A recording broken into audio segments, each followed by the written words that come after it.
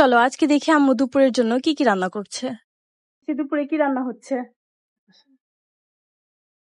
পেঁপে দিয়ে রুই মাছ। পেঁপের সাথে পেঁপে দিয়ে রুই মাছ আজকে আমি ফার্স্ট টাইম খাবো। এর আগে গরুর মাংসের সাথে খেয়েছি, আশা করছি মাছ দিয়েও মজাই হবে। আমাদের লাঞ্চ মেনু সিম্পল, যেমন আছে এখানে রুই মাছ, তারপরে তাও দিয়া নোনা মাছ ভাজি,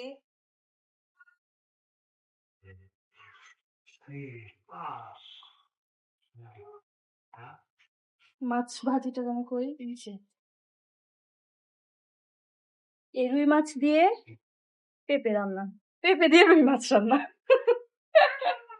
তারপরে এখানে আছে মাছের ডিম ভাজি। দেখি রুই মাছের ডিম ছিল। মাছের ডিম খেতে কে কে পছন্দ করো কমেন্টে জানিও। তারপরে আছে গরুর মাংস, লাস্ট